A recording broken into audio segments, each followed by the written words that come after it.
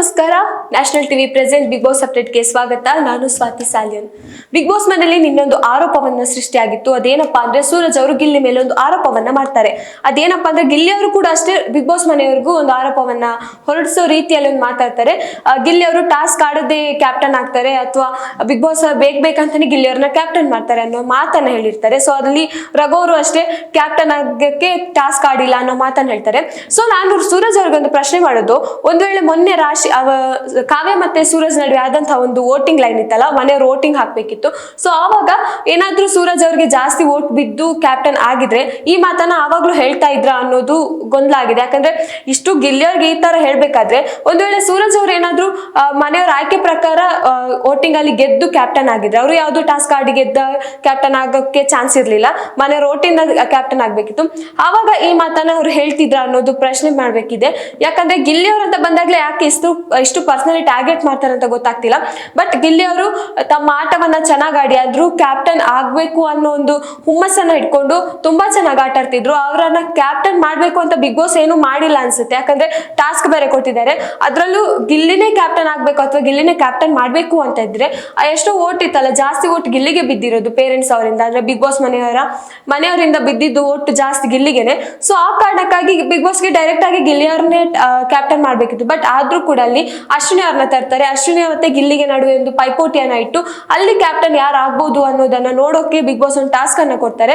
ಆ ಟಾಸ್ಕ್ ಅಲ್ಲಿ ಗಿಲ್ಲಿ ಗೆದ್ದು ನಿಯಮ ಪ್ರಕಾರನೇ ಕ್ಯಾಪ್ಟನ್ ಆಗ್ತಾರೆ. ಟಾಸ್ಕ್ ಅಲ್ಲಿ ಗೆದ್ದು ಅಮ್ಮ ಒಂದು ಆಟವನ್ನ ತೋರಿಸಿ ಮತ್ತೆ ಕ್ಯಾಪ್ಟನ್ ಆಗ್ತಾರೆ. ಸೊ ಇಲ್ಲಿ ಎಲ್ಲೋ ಒಂದ್ ಕಡೆ ಸೂರಜ್ ಮತ್ತೆ ರಘು ಅವರ ಮಾತಿಗೆ ಬ್ರೇಕ್ ಬಿದ್ದಿದೆ ಅಂತ ಹೇಳ್ಬೋದು.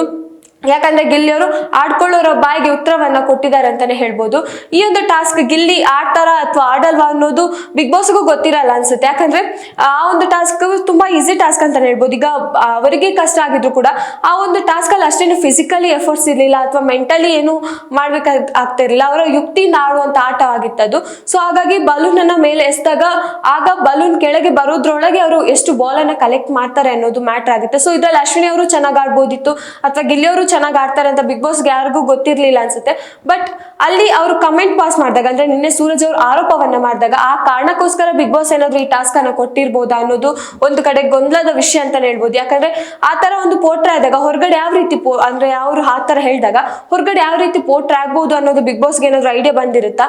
ಹಾಗಾಗಿ ಏನಾದ್ರು ಈ ತರ ಟಾಸ್ಕ್ ಕೊಟ್ಟು ಮತ್ತೆ ಗಿಲ್ಲಿ ಅವ್ರನ್ನ ಕ್ಯಾಪ್ಟನ್ ಮಾಡಕ್ಕೆ ಹೊರಟಿದಾರ ಅನ್ನೋದು ಇಲ್ಲಿ ಗೊತ್ತಾಗಿಲ್ಲ. ಬಟ್ ಅಶ್ವಿನಿ ಅವರನ್ನ ಯಾಕೆ ಈ ಒಂದು ಪೈಪೋಟಿಗೆ ತಂದ್ರು ಅನ್ನೋದಾದ್ರೆ 2-3 ಓಟ್ ಅಶ್ವಿನಿ ಅವರಿಗೆ ಬಂದಿರಬೇಕು. ಸೊ ಆ ಕಾರಣಕ್ಕೆ ಏನಾದ್ರು ಅಶ್ವಿನಿ ಅವ್ರನ್ನ ಮತ್ತೆ ಗಿಲ್ಲಿ ಅವ್ರನ್ನ ಇಬ್ಬರನ್ನ ಹಾಕಿ ಯಾರು ಕ್ಯಾಪ್ಟನ್ ಟಾಸ್ಕ್ ಅಲ್ಲಿ ಗೆಲ್ಬಹುದು ಅನ್ನೋದು ನೋಡೋಕೆ ಇರ್ಬೋದು. ಬಟ್ ಈ ಜೋಡಿ ಇದೆಯಲ್ಲ, ಈ ಅಶ್ವಿನಿ ಮತ್ತೆ ಗಿಲ್ಲಿ ಜೋಡಿ ಒಂಥರ ನಮ್ಗೆ ಬಿಗ್ ಬಾಸ್ ಅಲ್ಲೇ ಟ್ರೆಂಡಿಂಗ್ ಜೋಡಿ ಅಂತಾನೆ ಹೇಳ್ಬೋದು. ಯಾಕಂದ್ರೆ ಸ್ಟಾರ್ಟಿಂಗ್ ಇಂದಾನು ಬಂದಾಗ ಜಗಳ, ಆಮೇಲೆ ಅವರ ನಡುವೆ ವಾದ ಪ್ರತಿವಾದ ಆಗಿರ್ಬೋದು, ಅಶ್ವಿನಿ ಅವ್ರು ಎಷ್ಟೇ ರೇಗಾಡಿದ್ರು ಗಿಲ್ಲಿ ಅದನ್ನ ಕಾಮಿಡಿ ರೀತಿಯಲ್ಲಿ ಮಾಡೋದಾಗಿರ್ಬೋದು, ಇದು ಈ ಇಬ್ಬರ ಕಾಂಬಿನೇಷನ್ ಇದೆಯಲ್ಲ ಹೊರಗಡೆ ಸಿಕ್ಕಾಪಟ್ಟೆ ಟ್ರೆಂಡಿಂಗ್ ಅಲ್ಲಿತ್ತು. ಆ ಕಾರಣಕ್ಕೆ ಏನಾದ್ರು ಅಶ್ವಿನಿ ಅವ್ರನ್ನ ಈ ಒಂದು ಪೈಪೋಟಿಗೆ ಹಾಕಿದ್ರ ಅನ್ನೋದು ಇಲ್ಲಿ ಪ್ರಶ್ನೆ ಆಗುತ್ತೆ.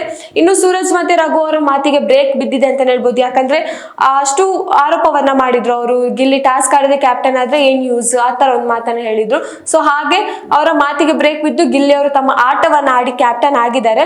ಹಾಗಾಗಿ ಕ್ಯಾಪ್ಟನ್ ಆದ್ರೂ ಕೂಡ ಅಲ್ಲಿ ರೂಲ್ಸ್ ಬ್ರೇಕ್ ಅನ್ನ ಮಾಡ್ತಾರೆ. ಸ್ಟಾರ್ಟಿಂಗ್ ದಿನನೇ ಅಂದ್ರೆ ಸ್ಟಾರ್ಟಿಂಗ್ ಕ್ಯಾಪ್ಟನ್ ರೂಮ್ ಹೋದಾಗ್ನೆ ಅವರು ಮೈಕ್ ಅನ್ನ ಧರಿಸಿರೋಲ್ಲ. ಸೊ ಆ ಕಾರಣಕ್ಕಾಗಿ ಸ್ಟಾರ್ಟಿಂಗ್ ಅಲ್ಲೇ ಅವರು ರೂಲ್ಸ್ ಅನ್ನ ಬ್ರೇಕ್ ಮಾಡ್ತಾರೆ. ಸೊ ಇನ್ನೂ ಆಟ ಚೆನ್ನಾಗಿರುತ್ತೆ ಅಂತ ಅನಿಸ್ತಾ ಇದೆ. ಯಾಕಂದ್ರೆ ರೂಲ್ಸ್ ಬ್ರೇಕ್ ಮಾಡೋದ್ರಲ್ಲಿ ಗಿಲ್ಲಿ ಈಗ ಅಂದ್ರೆ ಮೊದ್ಲಿಗಿಂತ ಈಗ ಸ್ವಲ್ಪ ಬೆಟರ್ ಇದ್ದಾರೆ. ಬಟ್ ರೂಲ್ಸ್ ಬ್ರೇಕ್ ಅಂದ್ರೆ ಗಿಲ್ಲಿ ಅವ್ರಿಗೆ ಏನೋ ಒಂಥರ ಖುಷಿ ಅನ್ಸುತ್ತೆ, ಯಾವಾಗ್ಲೂ ರೂಲ್ಸ್ ಬ್ರೇಕ್ ಮಾಡ್ತಾ ಇರ್ತಾರೆ. ಬಟ್ ಈಗ ಕ್ಯಾಪ್ಟನ್ ಆಗಿ ರೂಲ್ಸ್ ಬ್ರೇಕ್ ಮಾಡಿದ್ರೆ ಮನೆಯವರೆಲ್ಲ ಸೇರಿ ಗಿಲ್ಲಿಗೆನೆ ಅಂದ್ರೆ ಕ್ಯಾಪ್ಟನ್ ಆದ ಗಿಲ್ಲಿ ಅವ್ರಿಗೆನೆ ಏನೋ ಒಂದು ಪನಿಷ್ಮೆಂಟ್ ಅನ್ನು ಕೊಡೋ ಪರಿಸ್ಥಿತಿ ಬರ್ಬೋದು ಅನ್ಸುತ್ತೆ. ಯಾಕಂದ್ರೆ ಇಲ್ಲಿ ಮನೆಯವ್ರಿಗಿಂತ ಹೆಚ್ಚಾಗಿ ಗಿಲ್ಲಿನ ಏನಾದ್ರು ಕ್ಯಾಪ್ಟನ್ ಆಗಿರುವಂತಹ ಗಿಲ್ಲಿ ಅವರೇ ಪನಿಷ್ಮೆಂಟ್ ಅನ್ನ ತಕೊಳ್ತಾರ ಅನ್ನೋದು ನೋಡ್ಬೇಕು. ಯಾಕಂದ್ರೆ ಗಿಲ್ಲಿ ಅವರ ಆಟ ನಮ್ಗೆಲ್ರಿಗೂ ಗೊತ್ತು. ಸೋಮಾರಿತನದಲ್ಲೇ ಮಿಂದು ಎದ್ದು ಹೋದಂತಹ ಗಿಲ್ಲಿ ಅವರಿಗೆ ಈಗ ಕ್ಯಾಪ್ಟನ್ ಆಗಿದ್ದಾರೆ. ಸೊ ಕ್ಯಾಪ್ಟನ್ ಆಗಿ ಎಷ್ಟು ಅವರ ಒಂದು ಬದಲಾವಣೆ ತರಬಹುದು, ಮನೆಯೊಳಗೆ ಏನೆಲ್ಲ ಬದಲಾವಣೆ ಮಾಡಬಹುದು ಅನ್ನೋದನ್ನ ನಾವು ನೋಡ್ಬೇಕಾಗುತ್ತೆ.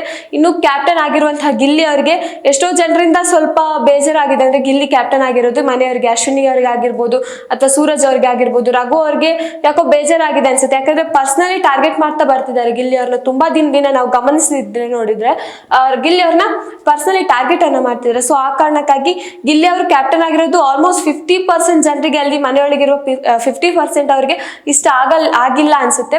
ಇನ್ನೊಂದು ವೈರಲ್ ವಿಡಿಯೋ ಓಡಾಡ್ತಿದ್ದೆ, ಅದೇನಪ್ಪಾ ಅಂದ್ರೆ ಸುದೀಪ್ ಅವರು ಗಿಲ್ಲಿ ಅವ್ರನ್ನ ಆಟವನ್ನ ಅಂದ್ರೆ ಗಿಲ್ಲಿ ಆಟವನ್ನ ಮೆಚ್ಚಿದ್ದಾರೆ ಅನ್ನೋದು. ಎಷ್ಟೇ ನಾವು ಸುದೀಪ್ ಅವರ ಇಂಟರ್ವ್ಯೂ ನೋಡಿದಾಗ ಯಾರೋ ಒಂದು ಪ್ರಶ್ನೆ ಕೇಳಿದ್ರೆ ನಿಮ್ಗೆ ಯಾವ ಸೀಸನ್ ಬೆಸ್ಟ್ ಅಂತ ಕೇಳಿದಾಗ ನಂಗೆ ಫಸ್ಟ್ ಸೀಸನ್ನೇ ಬೆಸ್ಟ್ ಆ ತರ ಒಂದು ಮಾತನ್ನ ಹೇಳ್ತಾರೆ.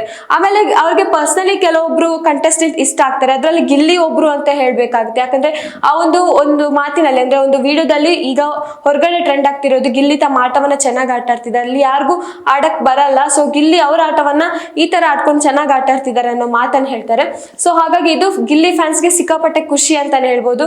ಯಾಕಂದ್ರೆ ಸುದೀಪ್ ಅವರು ಕೂಡ ಗಿಲ್ಲಿ ಆಟವನ್ನ ಮೆಚ್ಕೊಂಡಿದ್ದಾರೆ. ಈಗ ಬಿಗ್ ಬಾಸ್ ಹೋಸ್ಟ್ ಆಗಿ ಅವರ ಕಾರ್ಯ ಏನ್ ಮಾಡ್ಬೇಕು, ಅಲ್ಲಿ ಯಾರಿಗೆ ಬುದ್ಧಿ ಮಾತು ಹೇಳ್ಬೇಕು ಅಥವಾ ಯಾರಿಗೆ ಕಿಚನ್ ಕ್ಲಾಸ್ ಇರಬೇಕು ಅದು ಓಕೆ, ಬಟ್ ಪರ್ಸನಲಿ ಅವರೊಂದು ವೀಕ್ಷಕರಾಗಿ ನೋಡಿದಾಗ ಗಿಲ್ಲಿ ಆಟ ಅವರಿಗೆ ಇಷ್ಟ ಆಗಿದೆ ಅನ್ಸುತ್ತೆ. ಇನ್ನು ಗಿಲ್ಲಿ ಆಟ ಯಾವ್ಯಾವ ಸೆಲೆಬ್ರಿಟಿಗಳಿಗೆ ಇಷ್ಟ ಆಗಿರ್ಬೋದು, ಈ ಹಿಂದೆ ರಜನಿಕಾಂತ್ ಅವ್ರಿಗೂ ಇಷ್ಟ ಆಗಿತ್ತು, ಗಿಲ್ಲಿ ಅಂದ್ರೆ ಇಷ್ಟ ಅನ್ನೋ ಒಂದು ಸ್ಟೇಟ್ಮೆಂಟ್ ಬಂದಿತ್ತು. ಆಮೇಲೆ ಗಿಲ್ಲಿ ಅವ್ರಿಗೋಸ್ಕರ ತೆಲುಗು ತಮಿಳಲ್ಲೆಲ್ಲ ಹಾಡೆಲ್ಲ ರಿಲೀಸ್ ಆಗಿತ್ತು. ಸೊ ಆ ಕಾರಣಕ್ಕಾಗಿ ಗಿಲ್ಲಿ ಇಡೀ ಭಾರತದಾದ್ಯಂತ ಪರಿಚಯ ಆಗೋದ್ರಲ್ಲಿ ಏನು ಕಡಿಮೆ ಇಲ್ಲ ಅನ್ಸುತ್ತೆ. ಸೊ ಹಾಗಾಗಿ ಗಿಲ್ಲಿ ಅವರ ಆಟವನ್ನು ಎಲ್ಲರೂ ಮೆಚ್ಚುತ್ತಿದ್ದಾರೆ. ಗಿಲ್ಲಿ ಆಟಕ್ಕಿಂತ ಅವರ ಎಂಟರ್ಟೈನ್ಮೆಂಟ್, ಅವರ ಕಾಮಿಡಿ ಆಗಿರ್ಬೋದು ಅದನ್ನ ಸಾಕಷ್ಟು ಜನ ಇಷ್ಟಪಡ್ತಿದ್ದಾರೆ. ಒಂದು ಅವರ ಕಾಮಿಡಿಯನ್ನ ನೋಡೋಕ್ಕೋಸ್ಕರನೇ ಬಿಗ್ ಬಾಸ್ ಅನ್ನ ನೋಡೋರು ಈಗ ಸಾಕಷ್ಟು ಜನ ಇದ್ದಾರೆ ಅಂತಾನೆ ಹೇಳ್ಬೋದು. ಯಾಕಂದ್ರೆ ವೀಕ್ಷಕರು ಜಾಸ್ತಿ ಆಗಿದ್ದಾರೆ ಬಿಗ್ ಬಾಸ್ಗೆ. ಶೋ ಕೂಡ ನಂಬರ್ 1 ನಲ್ಲಿ ಇತ್ತು, ಈಗ ಚಾನಲ್ ಕೂಡ ನಂಬರ್ 1 ನಲ್ಲಿ ಇದೆ. ಸೊ ಅದಕ್ಕೆ ಕಾರಣ ಗಿಲ್ಲಿ ಅಂತಾನೆ ಸಾಕಷ್ಟು ಜನ ಹೇಳ್ತಾ ಇದ್ದಾರೆ. ಸೊ ಹಾಗಾಗಿ ಗಿಲ್ಲಿ ಈ ತರನೇ ಆಡ್ಕೊಂಡು ಬಂದಾಗ ಫೈನಲ್ ಅಲ್ಲಿ ಉಳಿತಾರೆ ಅನ್ನೋದು ಎಲ್ರಿಗೂ ಖಾತ್ರಿ ಆಗುತ್ತೆ. ಸೊ ಹಾಗಾಗಿ ಗಿಲ್ಲಿ ಕ್ಯಾಪ್ಟನ್ ಆದಾಗ ಇನ್ನೂ ಏನೆಲ್ಲ ಅವರು ಅನುಭವಿಸ್ತಾರೆ ಅಂದ್ರೆ ಯಾವ ರೀತಿ ಟಾಸ್ಕ್ ಅನ್ನ ಮುಂದುವರಿಸ್ತಾರೆ ಅನ್ನೋದು ನಾವು ಈ ವಾರದಲ್ಲಿ ಕಾದು ನೋಡ್ಬೇಕಾಗುತ್ತೆ.